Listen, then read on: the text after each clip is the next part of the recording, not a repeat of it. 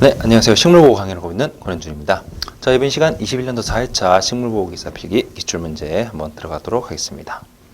자, 첫 번째 보시면은 배추 무사마귀병에 대한 설명, 틀린 것을 골라라 라는 문제가 있는데요.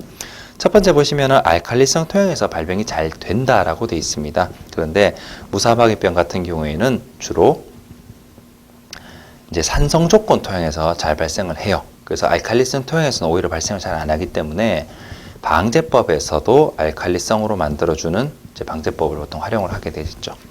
자, 그래서 틀린 것은 1번에 일단 되겠습니다. 자, 두 번째 벼도열병 설명 틀린 것을 골라라 라고 되어 있는데 1번에 보시면 종자 소독 방제 효과가 적다라고 되어 있습니다. 근데 도열병 같은 경우에는 주로 종자 소독을 통해서 보통 방제를 하고 있는데요.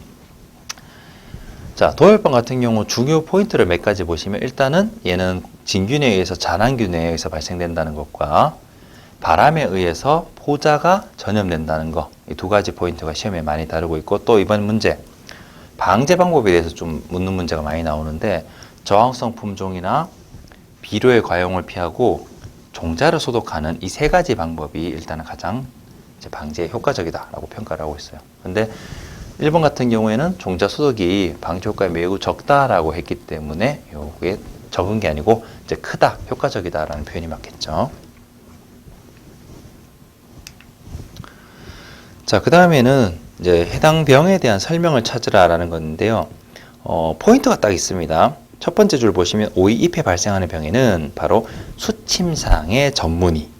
자, 이게 주요 포인트겠고요. 두 번째 가로 보시면은, 두 번째 일에 줄에 보시면은 습기가 많으면 병든 부위의 뒷면에 이렇게 있는데 가루 모양의 곰팡이가 생긴다. 자, 키워드로 봤을 때 수침삼의 전문의와 가루 모양의 곰팡이, 이 두 가지 현상이 나타나는 거 바로 1번에 있는 노균병에 대한 설명입니다. 자, 그럼 아래쪽에 노균병에 관련된 내용 한번 정리를 해놨습니다. 한번 같이 보도록 할게요. 자, 노균병 같은 경우에는 토양에서 주로 활동을 합니다. 전반 방법, 펴지는 방법은 물에 의해서 전반되고 침입은 기공을 통해 주로 침입을 합니다. 자, 그리고 이번에 것처럼 병반 같은 경우에는 수침상의 전문의가 보통 띄고 있고요. 박과작물에 주로 발생을 합니다. 그래서 질소질 성분이 부족할 경우에 이 언제시기 장마철에 주로 많이 발생하고 이러한 병의 현상은 잎과 줄기에서 많이 발생을 한다는 거. 이 정도가 노균병의 주요 내용이라고 보시면 됩니다.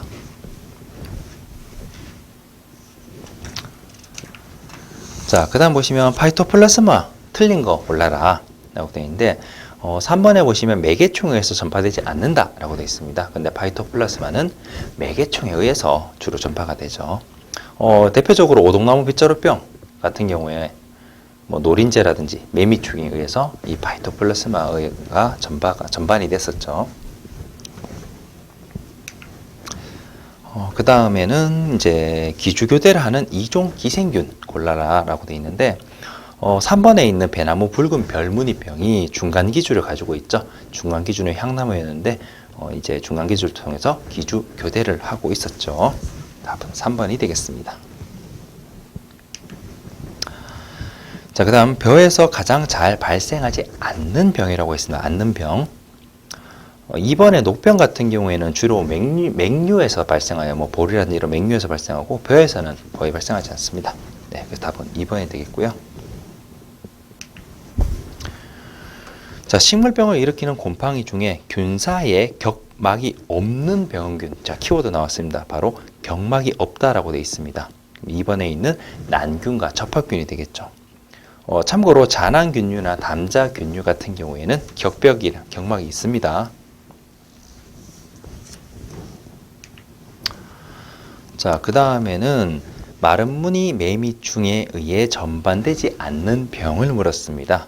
자, 매미충 같은 경우 주로 파이토플라스마에 관련이 되는데 2번에 있는 벚나무 빗자루병은요 진균에 의해서 발생합니다. 그래서 이제 저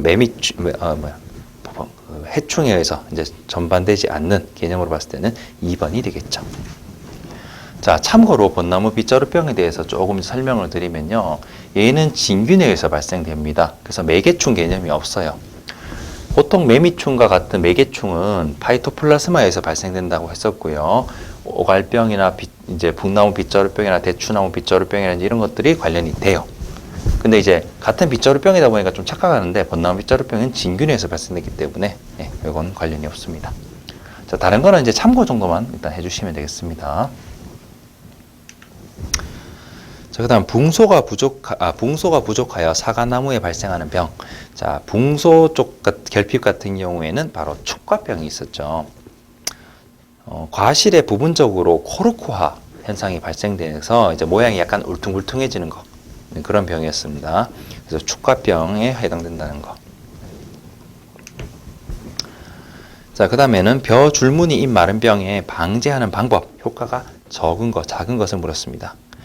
1번에 보시면 살균제 살포라고 되어 있는데, 이제 살균이에요. 보통 바이러스에 의해서 전반되기 때문에 살균제는 사실 좀 효과가 적습니다.